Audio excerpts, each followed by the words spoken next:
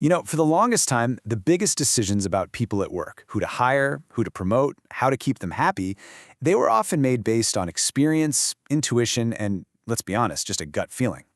But that is all changing, and it's changing fast. Today, we're going to dive into how human resources is shifting away from all that guesswork and into a powerful, data-driven strategy. It really all comes down to this big question, right?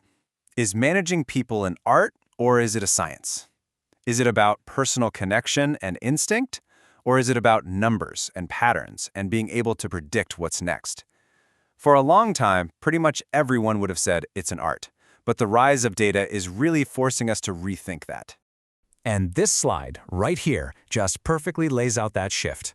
Over on the left, you've got that classic gut feeling, that manager who says, I just have a feeling we're losing good people. And it might be true, but it's fuzzy.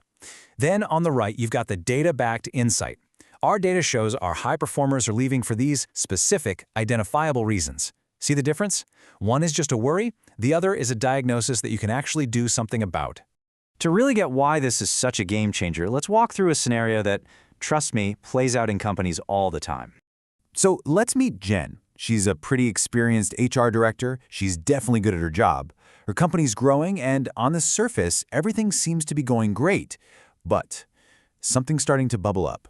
A couple of managers, who are pretty vocal by the way, start complaining. They're telling her they're losing people left and right, that they're just getting slammed with high turnover. Now, Jen's heard this kind of chatter before, so, she does the logical thing and decides to go check the numbers. So she pulls the big company-wide data. And what does she find? Turnover only went up by a single percentage point over the whole last year. From where she's sitting, it's just a blip on the radar. So she sends back a polite email, basically saying, hey, thanks for the heads up, but it's not a major issue. And she moves on with her day. Oh, but that was a mistake. A big one. Because the very next day, she gets called into an emergency meeting. And when she walks in, her boss is there, and so is the director who oversees those managers who are complaining. And let me tell you, nobody in that room looks happy. And then the bomb drops. The director just looks her straight in the eye and says, I don't care what your numbers say. We're losing our best people, and that is your problem to fix. And in that moment, Jen realized her little 1% number didn't tell the real story at all. She wasn't just losing people. She was losing the right people, the ones who were hardest to replace. So where did Jen go so wrong? She had data, right? Well, the problem was she was only counting things. She was looking backwards, but she wasn't looking any deeper. What Jen was using is called a metric. And don't get me wrong, metrics are absolutely essential. They're how we track what happened in the past. Jen's metric told her that 1% more people left. That is a fact. But it's a fact without any context, without the story behind it. This slide just nails the difference. A metric simply counts things. It asks, how many employees left? An analytic, though, it digs in. It asks, why do my best employees keep leaving? It's the difference between asking, what's our time to hire, and asking, which way of recruiting actually gives us the best performers in the long run. Metrics tell you what. Analytics is the science of asking why. This right here is where HR gets its superpower. Because once you move past just looking at simple metrics, you can start to not only understand what's happening now, but you can actually start to shape the future. This whole journey really happens in 3 steps. First, you have descriptive analytics, which just tells you what happened. This is where Jen was stuck with her turnover rate. But then you level up to predictive analytics, which uses that data to tell you what could happen, like, say, flagging employees who are at a high risk of quitting.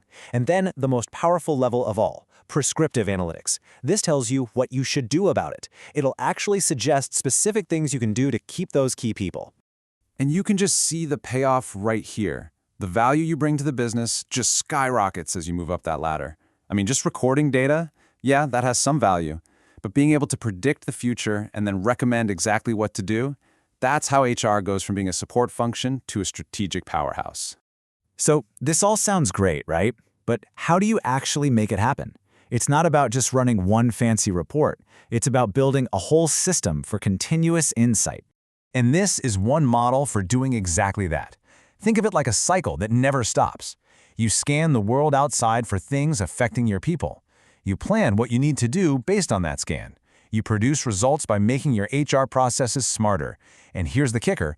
You predict future trends and needs, which then feeds right back into the beginning of the cycle.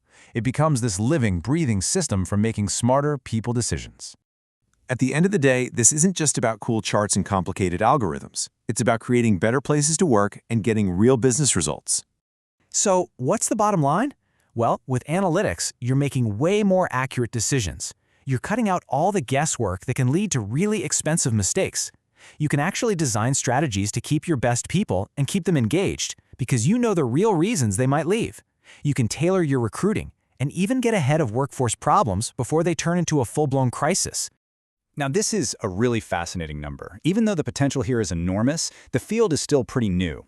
A big study found that only about half of HR pros feel like they're actually equipped to do the more advanced stuff, the predictive or prescriptive analytics. And what does that tell you? It tells you there is a huge, huge opportunity for any company or any professional who can really master these skills. So let's just end on this one thought.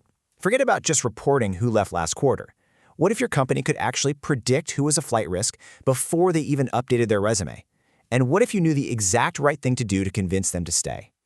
That right there is the incredible promise of HR analytics. It isn't just a new tool for HR, it's a totally new way of thinking about the single most valuable asset any company has, its people.